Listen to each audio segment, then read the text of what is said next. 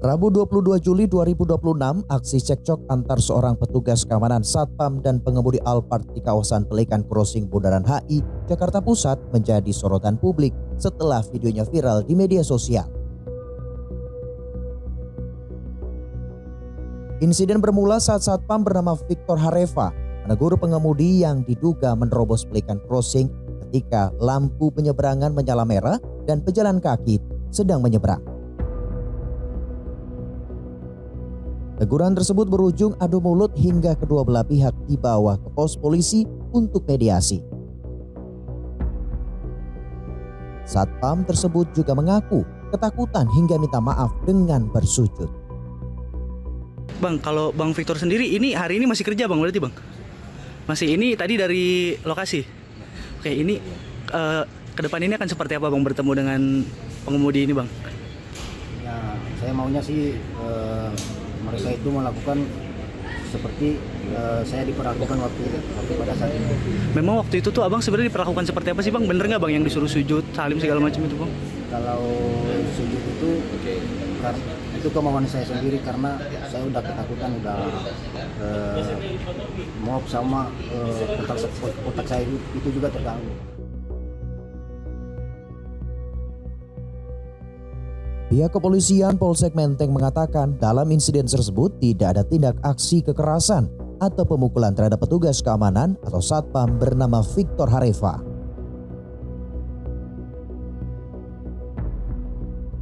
Setelah rangkaian itu, dari kedua belah pihak menghubungi anggota Pospol kami, Pospol Tamrin, meminta bantu untuk dimediasi. Pada saat dan telah dilaksanakan mediasi pada hari itu juga, dan kedua belah pihak sepakat saling memaafkan. Namun kami menyampaikan bahwa apabila ada hal yang kurang berkenan atau yang belum merasa puas dari pihak manapun, kami silakan untuk membuat laporan. Kemudian terkait dengan pelanggaran lalu lintas dari pengendara akan ditindaklanjuti oleh Subdit Gakum Lalu Lintas Polda Metro Jaya. Pada saat ini dari personel Subdit Gakum juga sudah hadir bersama-sama dengan kami di Polsek untuk menindaklanjuti hal tersebut. Dan terkait dengan dugaan menggunakan plat nomor atau nopol yang tidak sesuai, itu juga akan ditindaklanjuti oleh Subdit Gakum Lalu Lintas Polda Metro Jaya. Jadi pada saat proses mediasi tidak ada kekerasan atau pemukulan, tidak ada.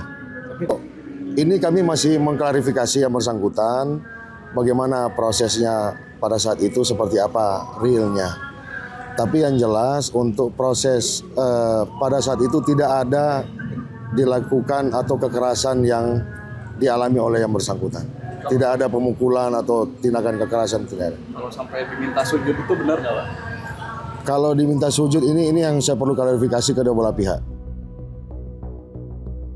Atas insiden tersebut, Gubernur Jawa Barat Deddy Mulyadi bertemu dengan Victor Hareva dan Deddy mengungkapkan soal pemindahan tugas Victor dari Jakarta ke Gedung Sate Bandung, Jawa Barat.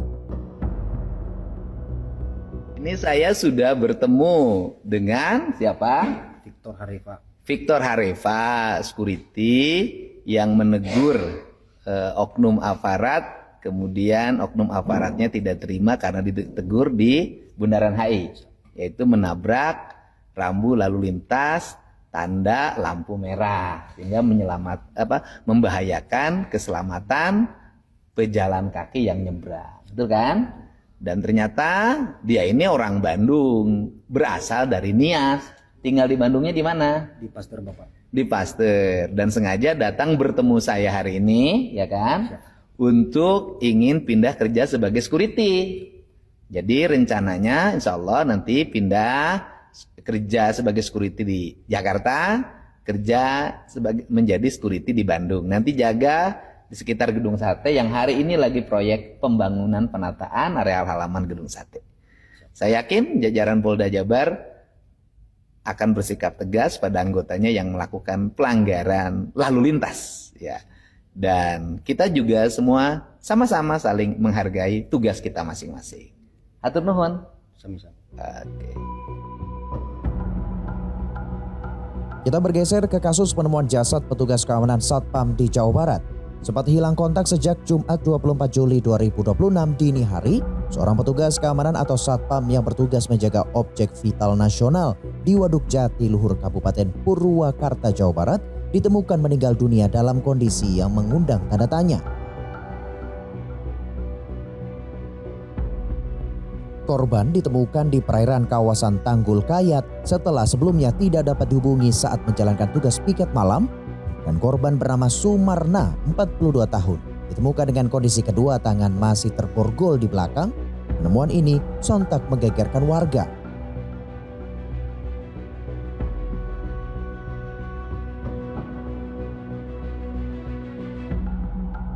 Tahuannya mah dari tadi kan ada telepon dari siapa? Dari bos kepala Satpam. Itu Satpam nggak ada satu, si Marna kata gitu. Telepon ke teman saya dari jam 3 katanya nggak adanya gitu. Jam 3 dini hari. malam pas ketemu jam 10:30 berapa tadi ada telepon.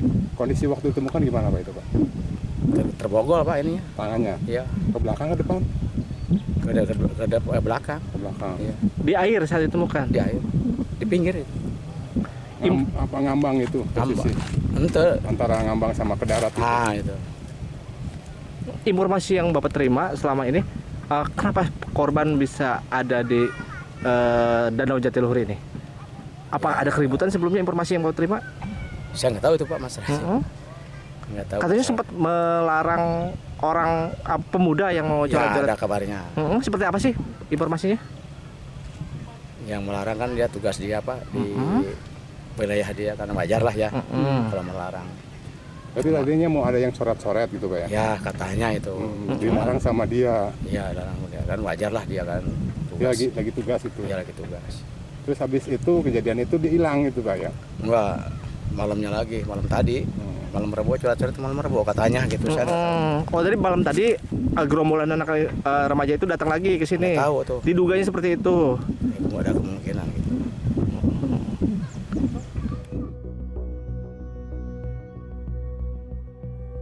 Pihak polisi membenarkan bahwa penemuan jasad korban dalam kondisi terborgol dan terus dilakukan penyidikan guna mengungkap kronologi serta penyebab pasti kematian korban yang hingga berita ini dinaikkan masih menjadi misteri.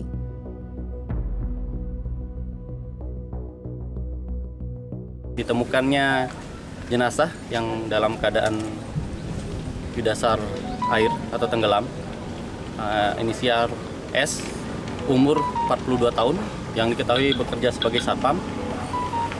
Kemudian barang bukti yang kita amankan itu ada HT, kemudian kendaraan roda 2 yang diduga digunakan oleh korban untuk ke kantor atau ke tempat kerjanya di pos security. Kemudian pakaian korban, kemudian sepatu, HT, itu aja yang sudah kami amankan. Informasinya di Borgol kan? Ya, informasinya sementara di Borgol. Kami masih melakukan penyelidikan untuk kegiatan pemborgolan yang dilakukan oleh, kami masih belum mengetahui untuk kejadian tersebut. Dari identifikasi awal atau tim Inapis yang melakukan identifikasi, apakah ada luka di tubuh korban? Untuk luka kita masih melakukan visum di Rumah Sakit Bayu Asih. Kebetulan untuk hasil belum kami terima. Sementara jenazah masih dilakukan pemeriksaan di rumah sakit. Kan dilakukan otopsi nanti untuk jenazah ya? Betul. Nanti setelah kita melakukan visum, kita akan mengirimkan jenazah ke Rumah Sakit Sartikasih untuk melakukan otopsi lebih lanjut, untuk melakukan penyelidikan, mengetahui penyebab dari kematian korban. Jadi saat ditemukan korban dalam menggunakan seragam lengkapnya, namun tangan terborgol gitu? Betul. Kondisi korban dalam keadaan terborgol, sedang menggunakan seragamnya. Berarti sedang bertugas ya Nan ya?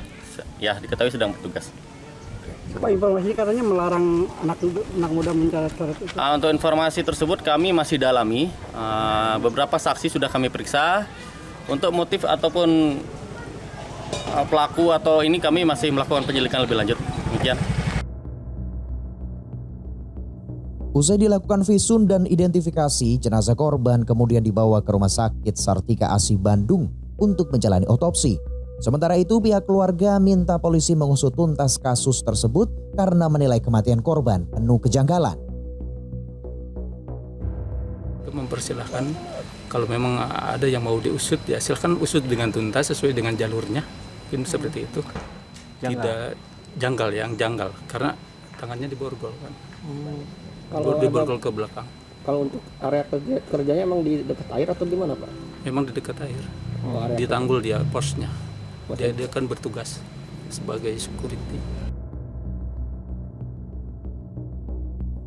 Bupati Purwakarta mendatangi rumah duka dan mengatakan akan lakukan evaluasi sistem keamanan dan perusahaan diminta untuk memasang CCTV di wilayah rawan.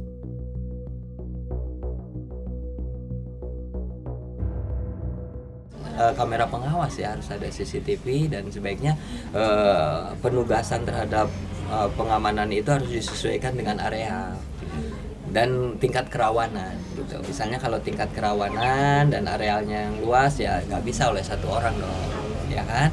Orangnya harus ditambah. Terus kalau tempatnya di situ memang objek vital ya nggak bisa kita gelap, penerangannya harus ditambah.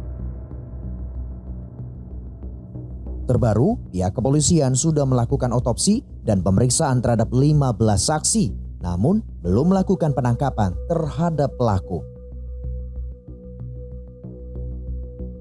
Terhadap 15 saksi untuk sementara. Kemudian hasil otopsi turun hari ini, nanti akan kami analisa oleh penyidik. Untuk terkait ya, kita juga sudah melakukan hipotesa atau beberapa kemungkinan. Sudah banyak kemungkinan yang kita kumpulkan itu untuk kami dalami lebih lanjut terkait dengan permasalahan yang ada di korban. Demikian. Sementara untuk yang di sosial media itu belum ada ya. Kita belum ada mengamankan dari pelaku yang ada di Waduk Jatiluhur. Itu sementara belum kita ya siap.